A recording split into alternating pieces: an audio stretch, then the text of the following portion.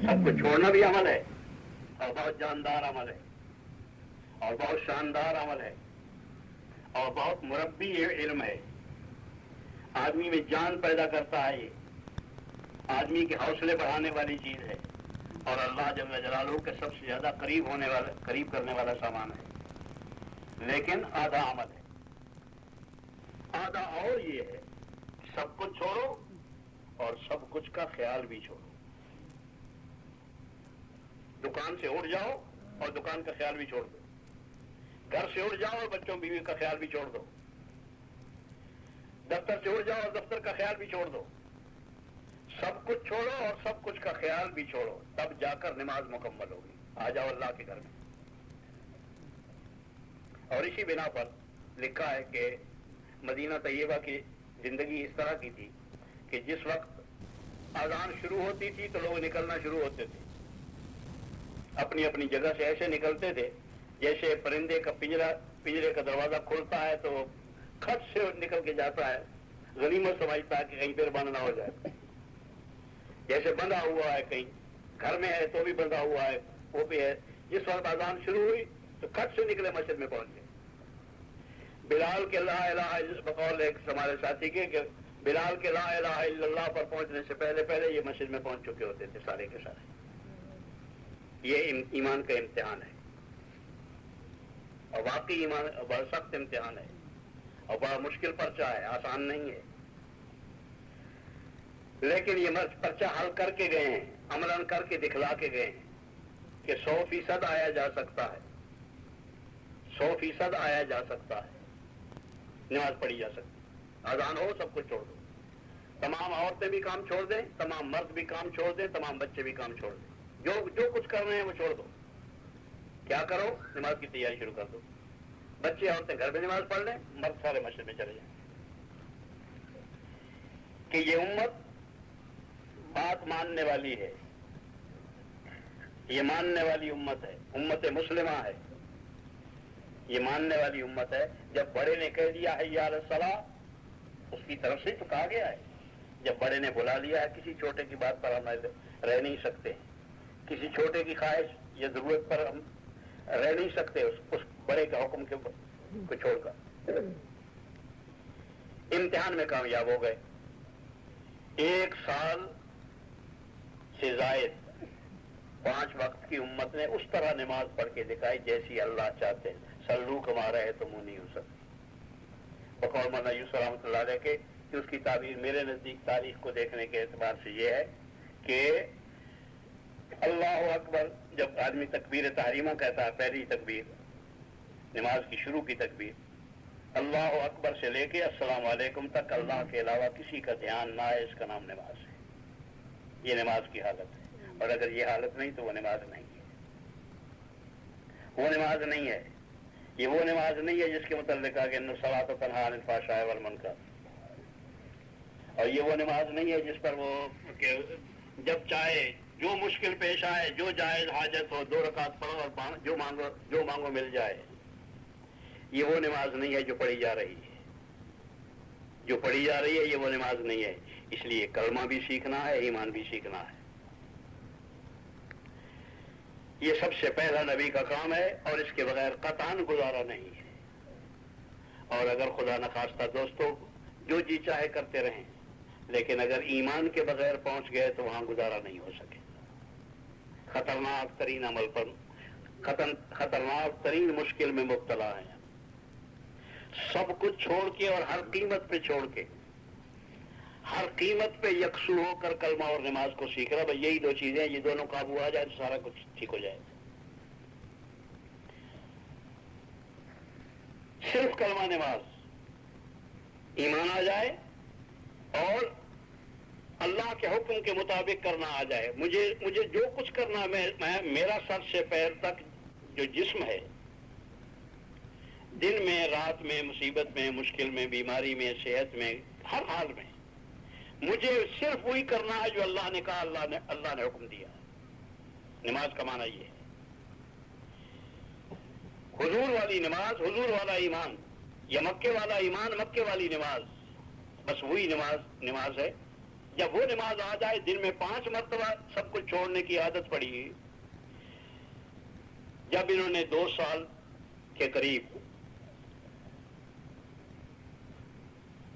نماز پڑھ کے دکھلا دی تو اللہ جل جلالہ نے اس امت کی استعداد غیب جانتے ہیں اور اندر کا حال جانتے ہیں. اس وقت حکم دیا کہ سب کچھ چھوڑو، سب کچھ چھوڑو. اور کیسا چھوڑو؟ ہمیشہ کے لیے چھوڑو. یہ تو تھا نا تھوڑی دیر کے لیے چھوڑو اور پھر آ جاؤ نماز پڑھ کے آ جاؤ. سب کے لیے حکم دے دیا 100% کو کہ سب کچھ چھوڑو. اور اب سب کچھ چھوڑنا ہے، سب کچھ کو ہمیشہ کے لیے چھوڑو. مکے جیسا وطن چھوڑو، عائشہ جیسی بیٹیوں کو چھوڑو، اسما جیسی بیٹیوں کو چھوڑو، جوان بیٹیاں ظالموں کے درمیان میں چھوڑ کے نکلو. اور حکم ملتے ہی 100% مسلمان عورتوں مردوں بچوں نے ہجرت کی. امت میں شراط چھوڑ اللہ کا حکم ماننے کی پیدا ہو چکی ہے. یہ 100% امت تیار، 100% امت نے ہجرت کی ہے. ایسے ایسے حالات ہیں کہ اس کا واقعی بیان کرنا آسان نہیں ہے. ایک میاں بیوی بچہ جوان اکٹھے ہجرت کر کے جا رہے ہیں. ادھر سے سسرال آئے بچے کے نوجوان کے، اور انہوں نے کہا کہ تو جا سکتا ہے لیکن ہم اپنا بیٹا نہیں بھیجتے اور ہم اپنی بچی کو نہیں بھیجانے دیں. تم جانا چاہتے ہو جاؤ. اسی طرح چلا گیا. ان کو ہر کسی کو انسانی سطح پر یقین نہیں آتا تھا. میاں بیوی کی اتنی محبت تھی کہ جس کی کوئی انتہا نہیں. ان کو خیال تھا کہ بھائی ان کو لیا اور اس کے جانے کا سوال ہی نہیں پیدا ہوتا. لیکن یہاں تو تمام محبتیں، اللہ کی محبت اس درجے پر آ چکی کہ ہر محبت قربان کی جا سکتی. چھوڑ کے چلا گیا. چند دنوں کے بعد نماز بھی سیکھی ہوئی تھی، نماز پڑھ رہی تھی. یہ بھی نماز پڑھ رہی تھی، وہ بھی نماز پڑھ رہے تھے. وہ مدینے میں پڑھ رہے تھے، یہ مکے میں پڑھ رہے تھے. ایک دن اللہ جل جلالہ نے کرم فرمایا اور ان کے دل میں، انہی کے والدین کے دل میں آئی کہ وہ تو ہجرت کر کے ہمارا جو خیال تھا کہ وہ نہیں جائے گا وہ تو چلا گیا ساری محبتیں قربان کر. تو اس بیچاری کو کیوں مصیبت میں ڈال رکھا ہے؟ اس نے کیا ضرور کیا؟ اس کو اپنے خاوند کے پاس جانے دو، اس کو اپنے خاوند کے پاس جانے دو. بچے والوں نے کہا کہ بچے بھی ان کا حوالے کر دو، کیوں خام خاص ہو جائے پریشان کرو. ہم جو روکنا چاہتے تھے وہ کام تو ہوا، ہمارا کام تو ہوا نہیں. بچہ ان کو مل گیا، عورت کو ادھر سے رات کو بچہ مل گیا. صبح انہیں اٹھ کے چل دی ہجرت کر دی اکیلی. بچہ معصوم بچہ گود میں لیے ہجرت کر کے ہجرت کے لیے روانہ ہو گئی. ہجرت کا حکم ہے. مکہ شہر سے بھی باہر نکل رہی تھی کہ آگے ایک آدمی ملا. اس نے کہا بھائی عورت ہے اکیلی جا رہی ہے بچہ ساتھ. پوچھا کہاں جانا ہے، کیا ہے؟ انہوں نے کہا کہ میں نے مدینہ جانا. کیوں مدینہ جانا ہے؟ میں ہجرت کر کے جا رہی ہوں مسلمان. انہوں نے کہا بہت اچھا.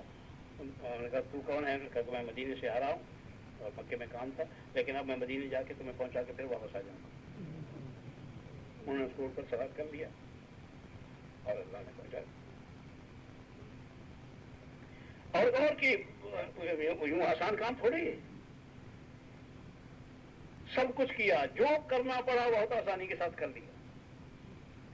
جو کچھ کرنا پڑا ہو آسانی کے ساتھ. یہ پہلے احکامات، پہلا حکم میرا ہجرت کا سب سے بڑا حکم، مشکل حکم، مکے جیسا وطن چھوڑنا.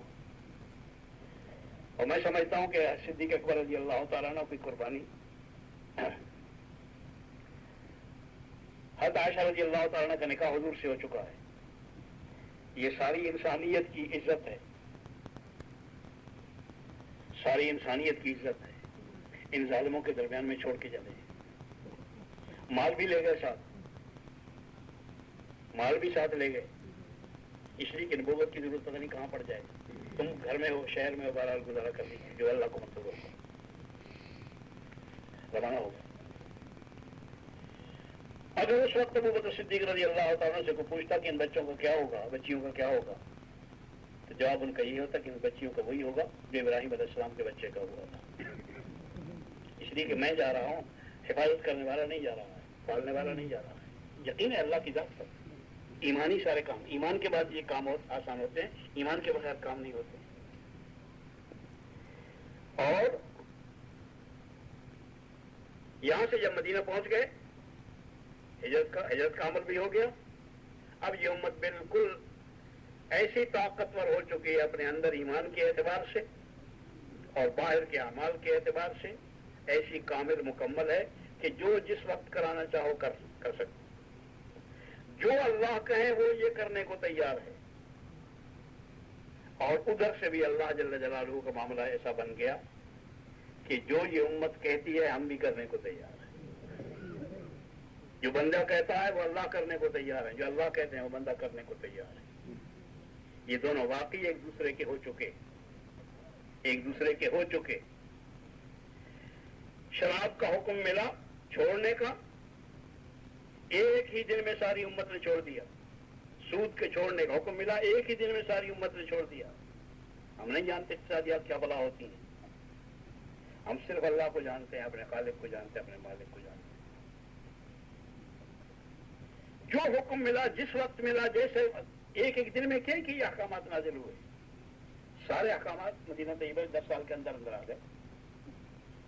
चंद एक अहकामात हैं सिर्फ मक्का मुअज़्ज़मा में आए, लेकिन वो हुई असल है। और मैं उन्हीं असल में से सिर्फ 2 का तज़किरा किया है, इस बिना पर के दोस्तों न नमाज है हमारे पास, न ईमान है हमारे पास। अल्लाह के वास्ते इससे तौबा करो, इस गफलत से अल्लाह जल्ल जलालहू माफ फरमाए। बहुत सी चीजें सीखने की तरफ रग़बत होती है और सीखने की कोशिश करते हैं। जिस चीज को कहा जाता है कि इसको सीखो, इसको सीखो, कई चीजें सीखी। और बहुत अल्लाह का शुक्र है, इस दौर के एतबार से बहुत लंबे लंबे वक्त लगे हैं। मेरा ख्याल में तारीख में इसका कोई हिस्सा भी नहीं मिलता होगा कि उम्मत ने कभी इतना वक्त लगाया हो, इतना वक्त फारिग किया हो जितना फारिग वक्त इस वक्त किया जा रहा है। ये अल्लाह का करम है, अल्लाह का एहसान है, अमल की कबूलियत की अलामत है। लेकिन अभी इसमें खला है, इसमें कमियां हैं, उनको देख देख के निकालना है बहुत जल्दी जल्दी। अल्लाह का एहसान है, बुनियादें बन गई हैं, कुर्बानियां करने के काबिल बन गए हैं। इस बिना पर ये बुनियादी 2 चीजें, सबसे पहले ईमान, जिसको सहाबा भी खुद यही कहते हैं कि ताल्लमनल ईमान सुम्मा ताल्लमनल कुरान, पहले हमने ईमान सीखा फिर हमने कुरान सीखा। ईमान सीखने के लिए मुस्तकिल वक्त लगाना पड़ेगा, मुस्तकिल चिल्ले लगाने पड़ेंगे, चिल्ले नहीं साल लगाने पड़ेंगे, साल साल साल साल साल कह रहा है, और साल नहीं साल साल लगाने पड़ेंगे। पहले तो इसी तबलीग का यही हाल है। मुझे तो हाजी रहमतुल्लाह अलैह, मौलाना यूसुफ रहमतुल्लाह अलैह, जब मैं वहाँ गया निजामुद्दीन, तो एक दिन फरमाने लगे, मैंने कुछ कहा, मैंने कहा कि जब आता हूँ तो आके आप जब बात कर रहे होते हैं सुनता हूँ, उसके मुताबिक कुछ करने की कोशिश करता हूँ। आप कुछ साथ पुराने आदमी लगा देते हैं और उनकी बरकत से कुछ ना कुछ सीखते भी रहते हैं, कुछ करते भी रहते हैं, और समझ में आता है कि हाँ भाई आज इस दफा बात समझ में आई। और जिस वक्त यहाँ से चले जाते हैं तो अपने इलाके में वापस जाते हैं, वहाँ जाकर भी अपनी तरफ से जैसे जैसे यहाँ करना सीखते हैं वैसा वैसा ही करते रहने की कोशिश करते हैं, और तबीयत मुतमईन होती है कि हम ठीक कर रहे हैं। जब वहाँ से वापस आता हूँ, कभी 2 महीने बाद, महीने बाद, 15 दिन बाद, जितना जब भी वक्त मिलता है वापस आता हूँ और आके नए सिरे से बात सुनता हूँ, तो फिर मालूम होता है कि उस वक्त तो बात समझ में नहीं, अब बात समझ में आई है, बात तो ये काम आप समझ में आया, और फिर उसको करते हैं। करने के बाद सीख साख के फिर वापस चले जाते हैं। जब 2 महीने के बाद वापस आता हूँ तो फिर पिछला गलत होता है। तो ये पिछला हर दफा आए पिछला गलत होता रहे, ये कैसे होगा? तो फरमाने लगे कि अगर लगे रहे तो इंशाअल्लाह मौत तक यही होता रहेगा। इसलिए कि जब भी अगली सीढ़ी चढ़ोगे पिछली सीढ़ी तो छोड़ने के काबिल ही होगी, सीधी बात है। लगे रहे तो इंशाअल्लाह मौत तक यही होता रहेगा। और लेकिन जी चाहता है, जिस बात को कहने लगा था कि जी चाहता है कि अपना निसाब पूरा कर ले, अपना निसाब पूरा कर ले। मैंने कहा जी निसाब क्या है? मुझे तो किसी जिक्र नहीं किया, नहीं आया हूँ, लेकिन निसाब का किसी ने जिक्र नहीं किया। انہوں نے کہا کہ نصاب 3 سال کا ہے علماء کا، 3 سال کا نصاب ہے۔ میں نے کہا جی وہ 3 سال کیسے؟ میں نے تو سال کا تو ایک دفعہ ذکر آیا تھا، کسی نے ذکر کیا تھا یوں ہی سرسری کا، کہا کہ نہیں 3 سال کا نصاب ہے۔ 1 سال تو ہے کام کرنا سیکھو، کہ کام تبلیغ کا کیسے کرنا ہے اپنے ملک کے اندر۔ ہمارے پاس رہو 1 سال، ہم تمہیں کام کرنا سکھائیں گے، یہاں کیسے کرنا ہے، وہاں کیسے کرنا ہے، یہاں کیسے کرنا ہے، وہاں کیسے کرنا ہے، وہاں کیسے کرنا ہے، ہم سکھائیں گے، بتائیں گے، اور تم اس طرح سے کام کرنا سیکھو۔ 1 سال تو کام کرنا سیکھنا ہے۔ دوسرا سال پھر ہمارے پاس ہی ٹھہرو گے، ہماری نگرانی میں، اور ہم تم سے کام کروائیں گے۔ جیسے ہوتا ہے نا، ایک تو پڑھنے کا زمانہ، یہ پڑھنا سیکھو، اس سال پڑھنا ہے، اور اگلا سال پڑھانا ہے، لیکن پڑھانا استادوں کی نگرانی میں سیکھو۔ استادوں کی نگرانی میں سیکھنا اور چیز ہوتی ہے، اس کو ہم مدرس بھی نہیں کہتے بلکہ معین مدرس کہتے ہیں، اپنی اصطلاح میں مدرسہ والوں کی اصطلاح ہے کہ معین مدرس ہے، ابھی مدرس نہیں بنا، مدرس تو جب تدریس کرنی سیکھ جائے گا تب مدرس کہلائے گا، ابھی مدرس نہیں ہے۔ تو دوسرا سال ہے کام کروانا سیکھنا ہے، ہم تجھ سے کام کروائیں گے، جو کام ہم پہلے خود کرتے رہے اب تم سے وہ کام کروائیں گے، کام کروانا سیکھو۔ پھر جس وقت یہاں پر مختلف علاقوں میں، محلوں میں، طبقات میں بھیجیں گے، جب تم کام کرنا بھی سیکھ لو گے مختلف طبقوں میں، اور کام کروانا بھی سیکھ لو گے، تو پھر 1 سال کے لیے حجاز بھیج دیں گے ہم۔ حجاز میں دنیا بھر کے لوگ ہوں گے، دنیا بھر کے لوگ ہوں گے، تو وہ سارے طبقات میں اور سارے ملکوں کے لوگوں میں، مصریوں میں کیسے کرنا ہے، سوڈانیوں میں کیسے کرنا ہے، افریقیوں میں کیسے کرنا ہے، گوروں میں کیسے کرنا ہے، کالوں میں کیسے کرنا ہے، ہر طبقے کے لوگوں میں کام کرنا، یہی کام کرنا بھی ہوگا اور کام کروانا بھی ہوگا۔ یہ دونوں کام جب ساری دنیا کے حجاز میں کروا لو گے تو پھر ساری دنیا میں کام کرنا آسان ہو جائے گا۔ پھر ہم اس وقت سمجھیں گے کہ یہ کام، اس وقت اللہ سے امید ہے، مجھے پوری طرح تو الفاظ یاد نہیں رہے مگر تقریباً یہی تھے کہ ہمیں اللہ سے امید ہے کہ اگر اس طرح سے 3 سال یکسوئی کے ساتھ لگا لیے تو اللہ سے امید ہے کہ کام کرنے والے بن جاؤ گے، کام کرنے والے بن جاؤ۔ تو یہ ایک مستقل نصاب ہے کام سیکھنے کے لیے، اور ایمان سیکھنے کے لیے تو بڑا لمبا ہے۔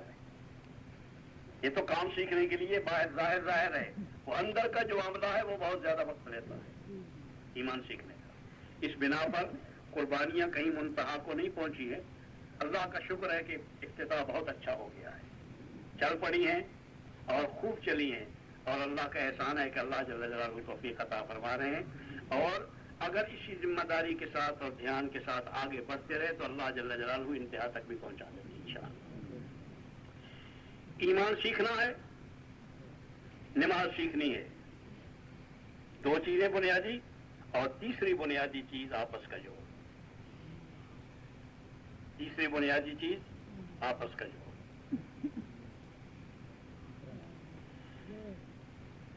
اگر اس کو لمبا وقت نہیں رہا اس طویل انداز کے ساتھ اس سے کہوں، لیکن اختصار کے ساتھ تھوڑا سا اسے بتاتا ہوں اس کی اہمیت کے پیش نظر۔ حضرت جی رحمۃ اللہ علیہ نے ایک موقع پر فرمایا تھا کہ دیکھو، اگر تمہاری نمازیں اور تمہاری دینداریاں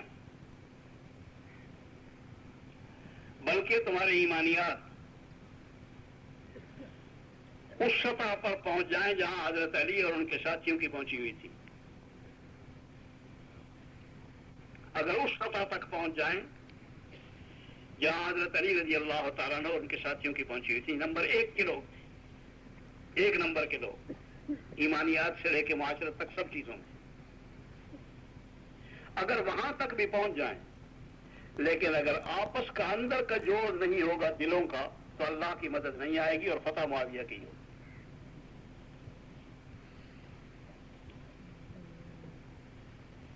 اس بنا پر اللہ کی مدد تو موقوف ہے جوڑ پر. اگر آپس کا جوڑ نہیں ہوتا اللہ کی مدد نہیں آتی، اور اللہ کی مدد کے بغیر کوئی مسئلہ حل نہیں ہوتا. اس بنا پر ہر قیمت پر جڑے رہو، ہر قیمت پر جڑے رہو. کل تفصیل سے اس کے متعلق کہا گیا، یاد ہوگا، اور یاد رکھنے کی چیزیں ہیں ساری یاد رکھنے کی چیزیں ہیں. حضرت عثمان رضی اللہ تعالیٰ عنہ نے 4 رکعت نماز پڑھی ملا میں زور کی. ایک صحابی نے آ کر ذکر کیا ایک صحابی سے کہ یار آج تو عجیب معاملہ ہوا، حضرت عثمان نے 4 رکعتیں پڑھائی ہیں. میں کہا 4؟ میں کہا. تو انہوں نے قسم اٹھا کر کہا کہ میں نے حضور کے ساتھ 2 رکعتیں پڑھی ہیں، ابو بکر کے ساتھ 2 رکعتیں پڑھی ہیں، عمر کے ساتھ 2 رکعتیں پڑھی ہیں. یہ 4 رکعت پڑھانے والے کون آئے؟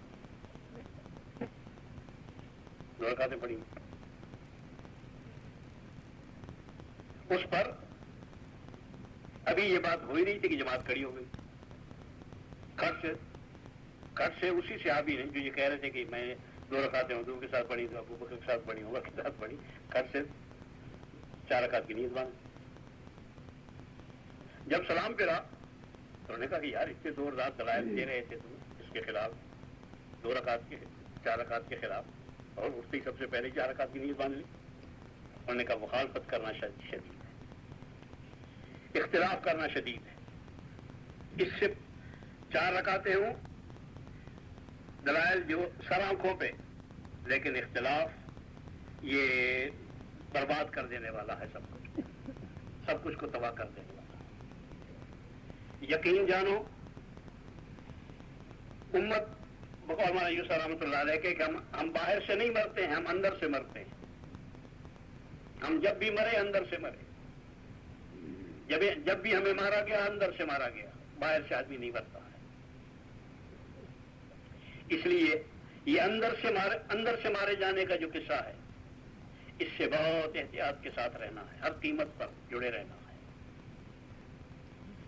وجوہات اس کی، اسباب اس کے کئی ہوتے ہیں، اور شیطان ہمارا پرانا دشمن ہے، پرانا گھاک ہے.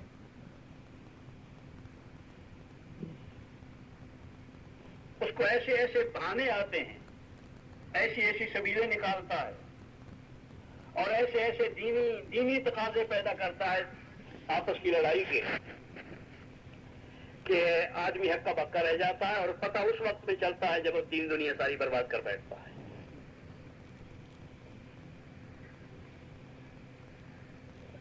سب سے پہلی چیز، اور جو زیادہ آدمی کو ہمیشہ مرواتی ہے، بلکہ ابتدا بھی اسی سے ہوئی، اس کائنات کی ایسی بدی ہے کہ جس سے جو سب سے پہلا گناہ دنیا کے اندر ہوا ہے وہ کبر ہے. سب سے پہلا گناہ کبر ہے، اپنے آپ کو بڑا سمجھنا. شیطان نے زنا نہیں کیا، قتل نہیں کیا، چوری نہیں کی. شیطان نے صرف یہی کہا تھا انا خیر منہ خلقتنی من نار وخلقتہ من طین، میں اس سے بہتر ہوں آدم علیہ السلام سے، اس لیے کہ اس کی نسب مٹی ہے، میری نسب آگ ہے، میرا خاندان بڑا ہے، میں بڑا ہوں. انا خیر منہ آدمی کو مرواتا ہے، اور اس راستے سے شیطان آدمی کو خدا نے بڑا بنایا ہے، اس میں کوئی شبہ نہیں. ساری کائنات میں یہی بڑا ہے، یہی شہزادہ ہے، اسی کے لیے کائنات پیدا ہوئی ہے، یہی خلیفہ ہے، یہی بڑا ہے. لیکن اسے بڑائی اللہ اسی وقت دیتے ہیں جب اپنے آپ کو چھوٹا سمجھے، چھوٹا یقین کرے، چھوٹا یقین کرے. اور چھوٹا ہونا اور اپنے دل کے اندر ہو، زبان سے کہنے کا نہیں. زبان سے کہ میں تو کچھ بھی نہیں، کچھ نہیں، اندر ہو گیا میں ہی تو سب کچھ ہوں، ساری کائنات میرے ساتھ ہی تو قائم ہے. اگر اندر یہ ہے تو اس کو نہیں کہتے، وہ تو اندر کے یقین کی بات ہے. اور یہ اللہ اکبر اللہ نے اسی لیے دیا ہے، لوگوں نے لکھا ہے کہ اللہ اکبر نماز میں بھی، اذان میں بھی، تکبیرات میں بھی، انتقال تکبیرات میں بھی، نماز کے انتقالات میں بھی اللہ اکبر، اسی لیے کہ اللہ کی بڑائی دل میں بیٹھے، اللہ کی بڑائی کا یقین دل میں بیٹھے، اور اپنے چھوٹے ہونے کا یقین دل میں بیٹھے کہ اللہ تو حیثیتوں والا ہے، میں بے حیثیت ہوں۔ من تواضع للہ رفعہ اللہ، جو اپنے آپ کو بے حیثیت سمجھتا ہے اللہ جل جلالہ اسے حیثیتیں عطا فرماتے ہیں۔ شرط ہی یہی ہے، جو اپنے آپ کو باحیثیت سمجھتا ہے اللہ اسے حیثیتیں عطا نہیں فرماتے۔ اللہ کے ہاں اس کی کوئی حیثیت نہیں ہوتی، اور مخلوق کے ہاں بھی اس کی کوئی حیثیت نہیں ہوتی۔ اس بنا پر سب سے زیادہ جس جرم، جو سب سے پہلا گناہ ہوا اس کائنات میں جو شیطان نے کیا، جس نے شیطان کو شیطان بنایا ہے، وہ کبر ہے۔ اگر اس میں آدمی مبتلا ہو تو اس کی نجات کا راستہ کوئی نہیں ہے، اس کی نجات کا راستہ کوئی نہیں ہوتا جب تک اس میں مبتلا رہتا ہے۔ اس سے توبہ، اس سے بچنے کی صورت، اس سے بچنے کی صورت ایک تو اللہ اکبر اسی یقین کے ساتھ، اور اسی یقین کو پیدا کرنے کے لیے بار بار کہا جائے زبان سے، اور اس اللہ اکبر کی دعوت دی جائے، اللہ جل جلالہ کے بڑے ہونے کی اور اپنے بے حیثیت ہونے کی دعوت دی جائے، اسے سوچا جائے، اسے کہا جائے، اس کی کوشش کی جائے، اس کی محنت کی جائے۔ اور دوسرا یہ ہے کہ بڑے بڑے کاموں میں بڑھنے کی بجائے چھوٹے چھوٹے کاموں میں بڑھا جائے۔ حضور نے علاج بتایا کبر کا، معمولی سواری میں سفر کرنا، معمولی سواری میں سفر کرنا، معمولی قسم کا کپڑا پہننا، معمولی قسم کی جگہ پر بیٹھنا، معمولی قسم کا کھانا کھانا، معمولی قسم کا مکان بنانا، جو غریبوں کی معاشرت ہے وہ گاؤں والوں کی معاشرت۔ اس لیے حضرت رحمۃ اللہ علیہ فرمایا کرتے تھے کہ 2 گز جب شہر کے کرو تو 1 گز دیہات کا ضرور کر لیا کرو، اس لیے کہ یہاں بگاڑ کے سامان ہے اور وہاں بننے کے سامان ہے۔ ان کی معاشرت حضور کی معاشرت سے میل کھاتی ہے، سیدھا سادہ کھانا، سیدھے سادہ زمین پہ لیٹنا، سیدھا سادہ کھا لینا، سیدھے سادہ پہن لینا۔ اور یہ شہروں کی معاشرت، واقعہ یہ ہے کہ فرعونہ کی معاشرت بنتی جا رہی ہے۔ اور صحابہ نے جب آپس میں مشورہ ہوا، مصر فتح ہوا، تو اس وقت آپس میں مشورہ کیا کہ کہاں رہنا چاہیے، ڈیرا کہاں لگانا ہے، اپنی بستی کہاں بسانی ہے۔ تو انہوں نے کہا کہ پہلی رائے یہ ہے، پہلی رائے جو آئی وہ یہ آئی کہ وہاں مکان اپنے رہنے کی جگہ بنانی ہے، بستی اپنی وہاں بنانی ہے جہاں سے یہ فرعونہ کے مکان قاہرہ کی نظر نہ آئے، ان مکانوں پر ہماری نظر نہ پڑے، اس لیے کہ ان کی نظر پڑنے سے بھی آدمی کی طبیعت پر اثر پڑتا ہے۔ اس ذلیل چیز کو ہم دیکھنا بھی نہیں چاہتے ہیں۔ اس سے بچنے کی کوشش، بچنے کا راستہ حضور صلی اللہ علیہ وسلم نے بتایا۔ مجھے ایک دفعہ حضرت رحمۃ اللہ علیہ نے برتن دھوتے ہوئے اور روٹیاں پکاتے ہوئے دیکھ لیا تھا نظام الدین میں۔ دوپہر کو جب کھانے پہ بیٹھے تو مجھ سے پوچھنے لگے کہ مصعب سید شہید رحمۃ اللہ علیہ کی جو تاریخ چل رہی تھی اس زمانے میں بڑے بڑے علماء کون کون سے تھے؟ مجھے جو 3-4 کا نام یاد تھا، میں نے بتایا، میں نے کہا وہی، کہنے کہ ہاں یہی تھی۔ اور ساتھ کہنے لگے کہ گھوڑوں کی سائسی اور مجاہدین کے لیے چکی پیسنا، آٹا پیسنا جو ہے یہ کس کے ذمہ تھا؟ تو میں نے اپنے دماغ پر زور ڈالا کہ اس لیے کہ تاریخ پڑھی ہوئی تھی، کئی حضرات نے لکھی ہے تو پڑھی ہوئی تھی، لیکن مجھے یاد کچھ میں کہا یہ تو یاد نہیں آ رہا، کہیں یا تو یہ ذکر نہیں آیا یا میں دیکھ نہیں سکا۔ اور وہ آٹا پیسنا چکی پر، فرمانے لگے کہ انہی دونوں حضرات کے ذمہ تھے۔ مولانا اسماعیل شہید رحمۃ اللہ علیہ 15 سیر روزانہ آٹا پیسا کرتے تھے، اور گھوڑوں کی سائسی بھی وہی کرتے تھے، گھوڑوں کی لیج بھی وہی صاف کرتے تھے کہ یہ ممبر پر جو خرابی اندر پیدا ہوتی ہے وہ گھوڑوں کی لیج میں صاف ہو جاتی تھی۔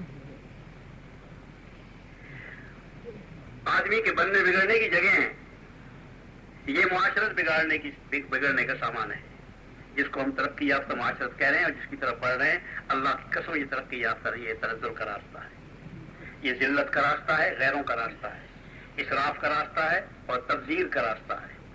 اسراف و تبذیر کی زندگی میں اسلام نہیں آیا کرتا۔ اس بنا پر ایک اس سے بچنے کی کوشش چھوٹے چھوٹے کاموں میں، چھوٹے چھوٹے کاموں، خصوصی گشتوں کا شوق، ملکوں میں جانے کا شوق، بڑے بڑے اجتماعوں میں جانے کے، یہ سارے شوق اسی قسم کے ہوتے ہیں. آدمی کو پتہ نہیں چلتا ہے کہ میں کیا کر رہا ہوں، میرے ساتھ کیا کر رہا ہے یہ شیطان، چکر کیا چلا رہا ہے. اور بڑے بڑے اچھے اس کے ایسے فوائد، اور اتنا کام کا پھیلاؤ.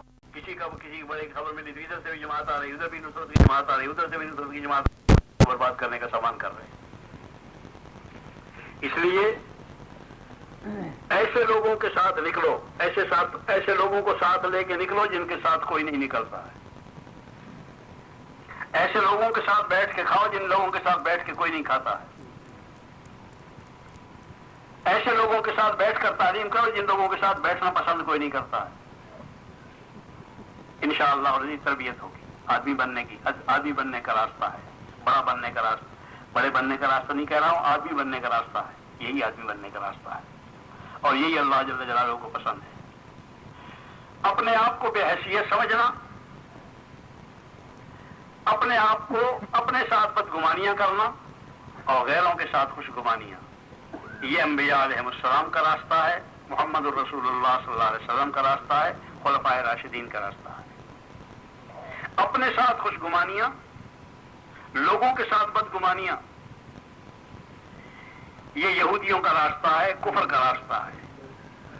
کافرانہ سوچیں ہیں، کافرانہ سوچیں. امیر المومنین عمر رضی اللہ تعالیٰ عنہ، خلیفہ راشد، جن کے متعلق حضور نے فرمایا کہ اگر میرے بعد نبی ہوتا تو عمر ہوتا. اتنے عظیم الفاظ حضور نے کسی صحابی کے متعلق نہیں کہے.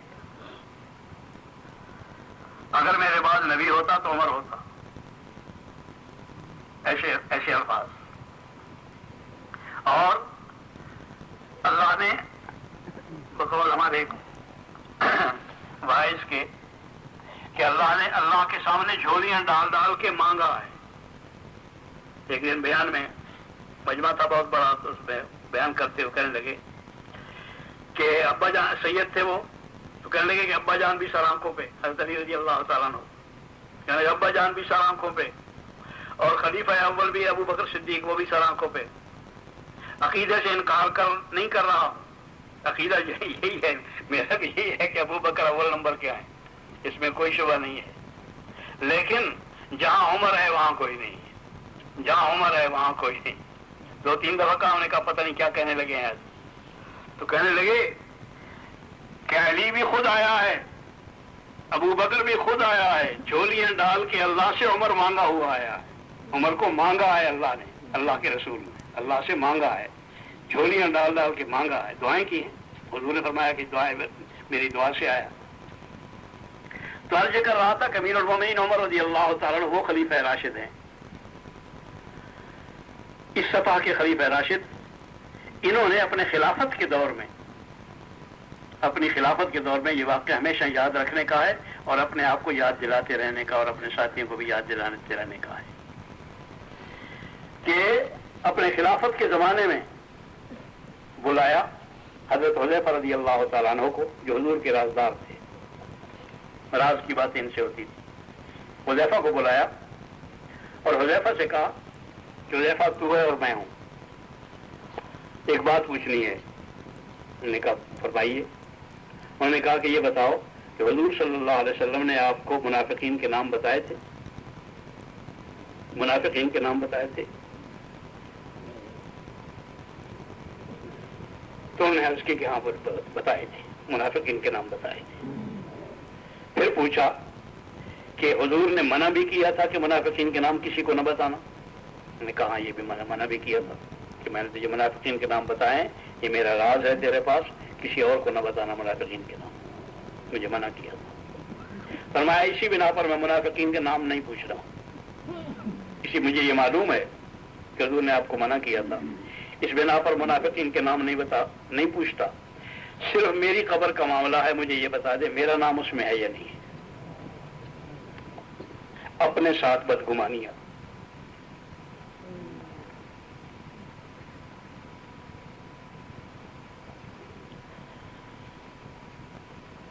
خلیفہ راشد کی بات کہہ رہا ہوں، کسی صوفی کی بات نہیں کہہ رہا. خلیفہ راشد جس کی اتباع نبی کی اتباع کی طرح واجب ہے. اپنے متعلق بدگمانیاں، اور یہ مولانا یوسف رحمۃ اللہ علیہ کے میں نے تو نہیں گنے، لیکن انہوں نے کہا کہ کم از کم 10 صحابہ سے ثابت ہے. نافق حنظلہ بھی ہے. ادھر امیر المومنین عمر رضی اللہ تعالیٰ عنہ کا یہ معروف خلیفہ راشد کا واقعہ ہے. ان کا کسی جوانی کے ثبوت نہ کر دی جائے، ان کا واقعہ بھی نافق حنظلہ بھی، بلکہ وہ بھی اصل اسی ایمان کی علامت ہے. جب ایمان کامل ہوتا ہے تو اس وقت میں آدمی کا یہی حال ہوتا ہے. اور ایمان کی ایک بات ابھی یاد آ گئی ہے، کہہ دوں. دیکھو، نماز دن روزہ سال میں ایک دفعہ فرض ہے. سال میں ایک دفعہ. حج زندگی میں ایک دفعہ فرض ہے. زکوٰۃ سال میں ایک دفعہ فرض ہے. نماز دن میں 5 دفعہ فرض ہے. نماز دن میں 5 دفعہ فرض ہے. اور ایمان ہر وقت میں پاس رہنا فرض ہے. ایمان پر رہنا ہر وقت میں، ہر وقت. اللہم حبب الینا الایمان وزینہ فی قلوبنا. دل کی زینت بنے، دل کی زینت. جب تک دل کی زینت نہیں بنتا ایمان نہیں ہوتا. اللہم حبب الینا الایمان وزینہ فی قلوبنا وکرہ الینا الکفر والفسوق والعصیان. ہر چیز جتنی خدا کی نافرمانی ہے وہ مکروہ ترین چیز بن جاتی ہے، غلیظ ترین چیز ہے. جیسے غلاظت سے نفرت ہوتی ہے، اس طرح معصیت سے اللہ نفرت عطا فرما دیتے ہیں جب ایمان آ جاتا ہے. ایمان کا علم آ جاتا ہے، اس سے نہیں ہوتا.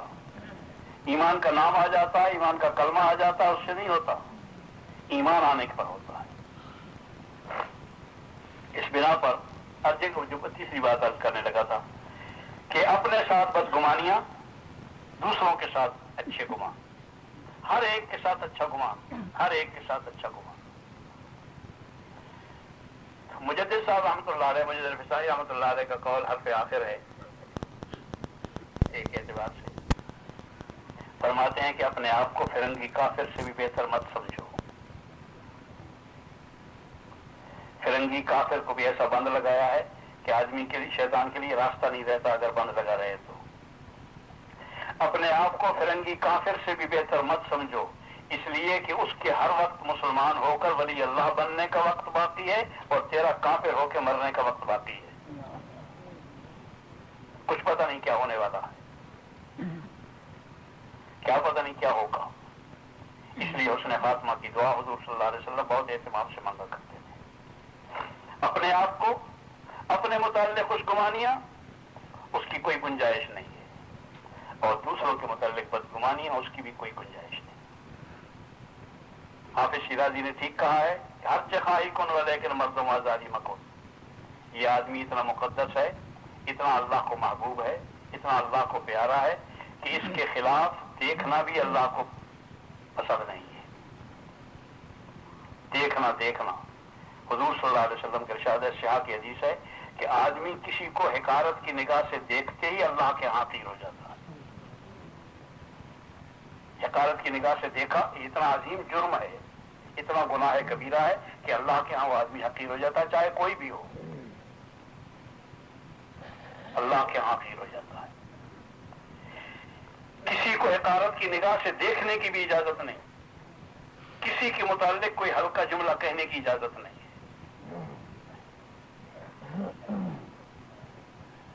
غیبت کا کہنا بھی، کرنا بھی حرام، اور غیبت کا سننا بھی حرام ہے. ایک شخص غیبت کر رہا ہے، غیبت کہتے ہیں کسی آدمی کی کسی کمزوری کا اس کی عدم موجودگی میں ذکر کرنا. اماں جان نے اسی وقت پوچھا کہ یا رسول اللہ، اگر فی الواقع اس کے اندر وہ کمزوری موجود ہو تو بھی؟ فرمایا کہ ہاں، فی الواقع اگر اس کے اندر وہ کمزوری موجود ہے اور تم نے اس کی عدم موجودگی میں ذکر کیا ہے، اسی کا نام تو غیبت ہے. اگر فی الواقع اس کے اندر وہ کمزوری نہیں ہے تو وہ تو بہتان ہے، اس کا تو 80 کوڑے سزا ہے. وہ تو بہتان ہے، وہ تو بدترین چیز، بدترین عمل ہے. حدود کے اندر داخل ہے وہ تو کسی کی عدم موجودگی میں اس کی کسی کمزوری کا، اور کمزوری کی آخری بات بھی گھر میں واقع ہو گیا. ازواج مطہرات میں سے ایک کا ذکر آیا. گھر میں بیٹھے، گھر میں عورتیں بچے حضور کے پاس بیٹھے ہیں، عورتیں بیٹھی ہیں، اور اس درمیان میں ازواج مطہرات میں سے ایک کا ذکر آیا. ان میں سے ایک نے یہ کہا کہ ان کا قد چھوٹا ہے، اور اس میں کوئی شبہ نہیں کہ معمول کے اعتبار سے کچھ قد چھوٹا تھا ان کا. ایسا چھوٹا نہیں تھا جو عیب کے درجے پر پہنچا ہوا، لیکن قد نسبتاً چھوٹا تھا. صرف اتنی سی بات کہ ان کا قد چھوٹا ہے. اس پر حضور صلی اللہ علیہ وسلم کی نگاہیں بدل گئیں اور ارشاد فرمایا کہ ایسی بات کہی ہے کہ اگر دریا میں ڈال دی جائے تو سارا دریا کڑوا ہو جائے. اتنی سی بات کہنے کی بھی اجازت نہیں، اتنی سی بات بھی خلاف کہنے کی اجازت نہیں. کسی کے خلاف کچھ نہیں کہنے کی اجازت، کسی کے خلاف سوچنا حرام. جمعۃ حجۃ الوداع کا جو خطبہ ہے اسے ہر وقت یاد رکھنا چاہیے، وہ زندگی کا معمول ہونا چاہیے. سر سے پیر تھوڑا نہیں جانتا وہ زندگی اسلام کی زندگی پر کیسے چل سکے گا. سر سے پیر تک اپنا آپ ایسا قابو میں ہو، کسی کے میرے اندر سے کوئی حرکت ایسی نہیں ہوگی جس سے کسی کی جان کو، کسی کی مال کو، کسی کی عزت کو نقصان پہنچے. میرے دماغ کوئی ایسی چیز نہیں سوچے گا جس سے کسی کی عزت کو، مال کو، جان کو نقصان پہنچے. میری آنکھیں اس طرح نہیں دیکھیں گی جس سے کسی کی عزت کو، جان کو، مال کو نقصان پہنچے. میری زبان سے کوئی بات ایسی نہیں نکلے گی جس سے کسی کی عزت کو، جان کو، مال کو نقصان پہنچے. میرے کان وہ بات نہیں سنیں گے جس سے کسی کی عزت کو، جان کو، مال کو نقصان پہنچے. غیبت کا ذکر کر رہا تھا کہ اس کا کرنا بھی حرام، اس کا براہ راست سننا بھی حرام، اور بالواسطہ کوئی آدمی کسی کو غیبت کر رہا ہے اس کو سننا حرام ہے، اس کو سننا حرام ہے. کسی کے خلاف دل میں کوئی بات نہ ہو، کسی کے خلاف بغض ہو، کینہ ہو، دل صاف ہو. ایک دن حضور صلی اللہ علیہ وسلم نے ایک جگہ بیٹھے ہوئے، ایک مجلس میں بیٹھے بیٹھے ارشاد فرمایا کہ میں ابھی تمہیں تھوڑی دیر میں ایک جنتی دکھلاؤں گا. تھوڑی دیر میں ایک آدمی آ گیا مجلس میں، آئے تشریف لائے، مجلس میں آ کے ایک طرف بیٹھ گئے. حضور نے اشارہ فرما دیا کہ وہ جو میں تمہیں کہہ رہا تھا کہ جنتی دکھلاؤں گا یہ ہے. سب نے دیکھ لیا. جب مجلس ختم ہوئی تو ایک صحابی اٹھے، ان کے ساتھ لگ گئے اسی جنتی کے، اور ان سے کہا کہ حضرت میری خواہش ہے کہ میں 3 دن آپ کے ساتھ رہنا چاہتا ہوں. دین سیکھنے کا سب سے زیادہ طریقہ صحیح یہی ہے کہ کسی دیندار کے ساتھ رہا جائے. آپ جانتے ہیں کہ صحابہ نے حج کیے ہیں، لیکن حاجی ابوبکر کہتے ہوئے بھی حجاب سے ہوتا ہے کہ میں کیا کہہ رہا ہوں. یا حاجی عمر، یا حاجی عثمان، حاجی علی، کوئی مناسبت معلوم نہیں ہو رہی ہے، لفظوں کے آپس میں جوڑ ہی نہیں بیٹھ رہا. وحشت سی ہوتی ہے کہ میں کیا کہہ رہا ہوں. کوئی نام نہیں رکھا گیا. علم پڑھا ہے، علامہ نہیں کہلائے، فاضل نہیں کہلائے، کچھ نہیں کہلائے، مفتی نہیں، کچھ نہیں کہلائے. ان کا نام صحابی ہے.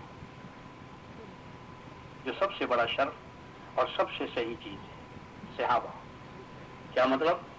حضور کی صحبت میں رہ کر اللہ کا دین سیکھا ہے، تب صحیح دین آتا ہے. دینداروں کے ساتھ رہ کر جب دین سیکھا جاتا ہے علماً اور عملاً، تو اس وقت میں آدمی کو دین آیا کرتا ہے. ویسے دین نہیں آیا کرتا. نہ صرف سننے سے آتا ہے، نہ صرف پڑھنے سے آتا ہے. ڈاکٹر وہی ہوتا ہے جو ڈاکٹروں کے درمیان رہ کر ڈاکٹری سیکھے، اور اس کا صرف علم نہ سیکھے بلکہ عمل بھی سیکھے. جب تک عمل نہیں سیکھتا اس کو کسی جگہ پر ملازم نہیں رکھا جاتا. اس بنا پر دین سیکھنے کا طریقہ یہی تھا. تو وہ صحابی کہ ابھی حضور سے سن چکے تھے کہ یہ جنتی ہے. پوچھے ہو گیا ان کو صاحب کے اجازت میں آپ کے ساتھ 3 دن رہنا چاہتا ہوں. میں نے کہا بہت اچھا آیا کسی لائق. وہ 3 دن ان کے ساتھ ہو گئے. جب 3 دن پورے ہوئے تو انہوں نے کہا کہ حضرت میرے 3 دن پورے ہو گئے ہیں جو میں نے اجازت مانگی تھی آپ سے, اور خدا نخواستہ اس لیے نہیں تھا کہ میرے یہاں روٹی نہیں تھی, گھر میں روٹی تھی, میں صرف آپ کے ساتھ اس لیے ہو گیا تھا حضور نے ہمیں آپ کے آنے سے پہلے بتایا تھا کہ ابھی میں تمہیں جنتی دکھلاؤں گا, اور آپ کی طرف اشارہ کر دیا تھا کہ یہ جنتی ہے. تو میں پوچھنا پتہ یہ کرنا چاہتا تھا کہ جنتی جس عمل نے آپ کو جنتی کی بنایا ہے, میں 3 دن ساتھ رہوں گا, وہ عمل میرے بھی سامنے آ جائے گا, میں بھی کر لوں گا, میں بھی جنتی بن جاؤں گا. لیکن میں نے کوئی عمل نہیں دیکھا اس قسم کا جس کے متعلق میں خیال کروں کہ یہ عمل ہے جس کی وجہ سے آپ کو جنت اللہ نے عطا فرمائی ہے. آپ خود بتا دیں کہ کون سا عمل ہے. میں نے کہا مجھے تو معلوم ہے نہیں, اور حضور کو معلوم ہوگا جو فرما رہے ہیں. حضور کو معلوم ہوگا یا حضور کے خالق کو معلوم ہوگا, مجھے تو معلوم ہے. تو پھر انہوں نے کہا کہ نہیں, جو عمل مقبول قسم کا ہوتا ہے اس کے طبیعت پر اثرات ہوتے ہیں, اور وہ عمل آدمی کو محبوب بن جاتا ہے, اس کے اثرات یہی ہوتے ہیں. تو کون سا عمل آپ کو پسند ہے؟ انہوں نے کہا ہاں یہ بتا سکتا ہوں, ایک عمل مجھے بہت پسند ہے اور خدا کا شکر ہے کہ وہ میرے قابو میں بھی ہے. وہ یہ ہے کہ میرے دل میں کسی آدمی کے متعلق کوئی تکبر نہیں, کوئی میل نہیں ہے, کسی آدمی کے متعلق کوئی میل نہیں. انہوں نے کہا بس یہی ہے جنت میں لے جانے کا بغیر راستہ. ہر چخائی کن لیکن مرد و مازاری مقبول. اور جس وقت میں مرد و مازاری ہو, ہر وقت زبان پر ہر وقت غلط دیکھنا ہو, غلط سوچنا ہو, غلط بولنا ہو, غلط دل کے خیالات ہوں, غلط لکھنا ہو, غلط لینا ہو, غلط دینا ہو, غلط اٹھنا ہو, غلط بیٹھنا ہو, تو اس میں آپس کے جوڑ کا کیا سوال پیدا ہوتا ہے؟ وہ تو اللہ کا کرم ہے. لو انفقت ما فی الارض جمیعا ما الفت بین قلوبہم. اگر کل کائنات بھی خرچ کریں, اور محمد الرسول اللہ صلی اللہ علیہ وسلم کو خطاب ہے, حضور کے ہاتھوں سے کل کائنات خرچ کریں, ان کے دلوں کو نہیں جوڑ سکتے. وہ تو اللہ نے جوڑ دی, اور اللہ نے جوڑ دیے ان عظیم اعمال کی برکت سے, ایمان کی برکت سے. عظیم اعمال کی برکت سے جو حضور کے راستے سے آئے, اور عظیم ایمان کی برکت سے اللہ جل جلالہ نے عطا فرما دی, اور فتح محبتیں پیدا ہو گئیں. اس بنا پر یہ کبھی نہیں ہو سکتا ہے کہ تم لوگوں کی بوٹیاں بھی نوچتے رہو اور آپس میں محبتیں بھی پیدا ہوتی رہیں, کبھی نہیں ہوگا. اور غیبت کو کہا ہے ایحب احدکم ان یاکل لحم اخیہ میتا فکرہتموہ, اپنے بھائی کا مردار گوشت کھانے کے برابر ہے غیبت کا. اس بنا پر اپنے آپ کو معاشرت کے اعتبار سے محفوظ رکھنا ہے, اور معاشرت کا ایک بڑا حصہ یہی ہے صحابہ کا کہ بقول مولانا یوسف رحمۃ اللہ علیہ کے, کہ اگر مدینے کی آبادی 10,000 فرض کی جائے تو 10,000 میں ہر آدمی کو 9,999 آدمی کی حمایت حاصل تھی.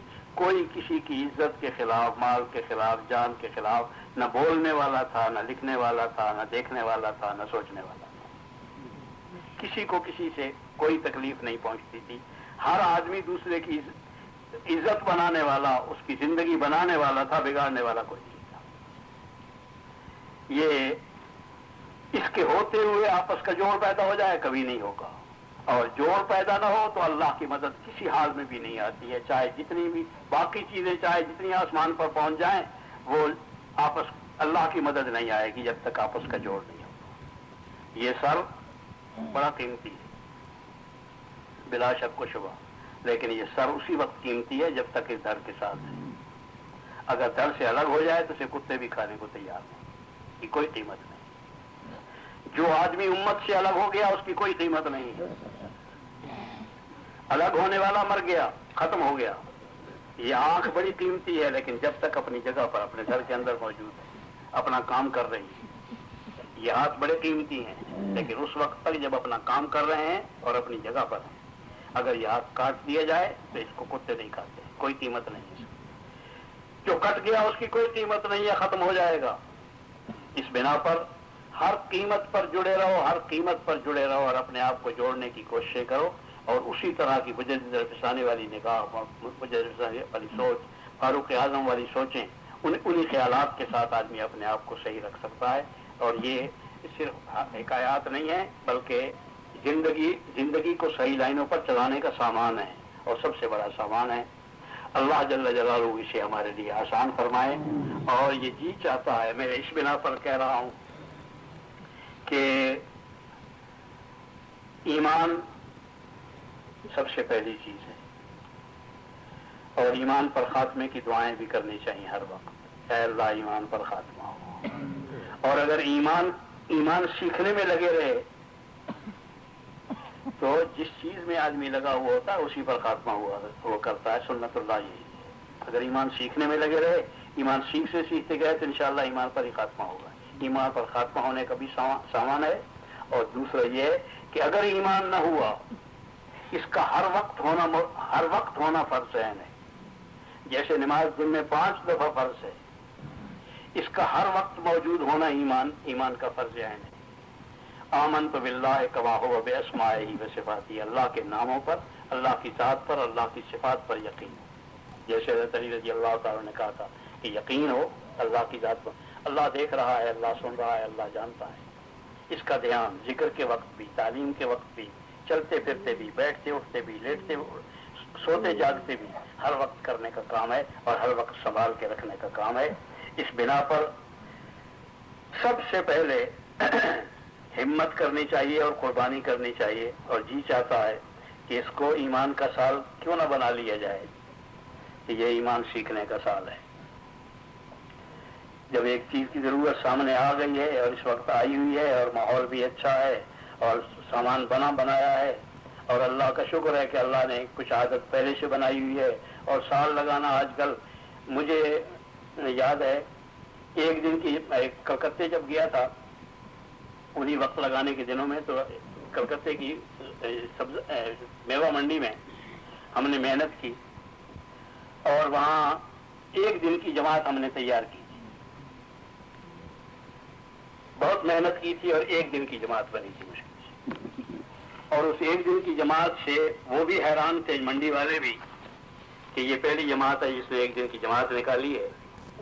اور ساتھ ہی انہوں نے ہمیں بہت مبارکبادیں بھی دی تھی، اور ساتھ ایک واقعہ بھی سنایا تھا کہ مفتی صاحب یہ انگور کا موسم ہے، اور انگور کے موسم میں جماعتیں نہیں نکلا کرتی ہیں، بلکہ صورتحال یہ ہوتی ہے. کل کا واقعہ ہے، ہمارے آنے کے ایک دن پہلے کا، کہ پرسوں کا واقعہ ہے کہ آپ کے آنے سے پہلے ہمارے فلاں آدمی کا، جو بڑا آدمی بھی ہے، اور اس کے لڑکے کا انتقال ہو گیا رات کو عشاء کے بعد. تو برادری نے طے یہ کیا کہ رات ہی کو دفن کرنا ہے، صبح دفن کرنے کا وقت نہیں، اس لیے کہ انگور کا موسم ہے. اس وقت میں تو نے جماعت تیار کر لی، اس واسطے تیری ہمت کی بات ہے. بہت خوشی، ان کو بھی خوشی تھی، ہمیں اس سے زیادہ خوشی تھی. میں ایک دفعہ گیا، ابھی اپنے فیصل آباد کے قریب ایک جگہ ہے، گاؤں ہے، کئی سال کی بات ہے، کئی سال گزر گئے. انہوں نے کہا کہ جی ایک جماعت تیار ہے، مگر شرط ان کی یہ ہے کہ مفتی صاحب آئے تو سب لیں گے جماعت، سال کی جماعت. تو میں نے کہا یار پہلے ہی بتایا ہوتا، آج تمہیں آج ہی رائے بن جانا، اللہ کے بندو آج آ کے بتایا، جو ہم وہ 10 دفعہ چلے جاتے ہیں ان کے یہاں. تو اس پر انہوں نے کہا کہ جی پھر کیا صورت کرے. میں نے کہا یار رائے سے آنے میں تو دیر لگے گی، پتہ نہیں کب کیا ہوتا ہے وہاں. تو میرے خیال میں پہلے چلے، آج چلیں پہلے، سے ہوتے ہوئے رائے نکل جائیں گے. ساتھی تیار ہو گئے، ہم بھی چلے گئے، وہاں پہنچ گئے، ان کو اطلاع کر دی کہ ہمارے. ہم چلے گئے.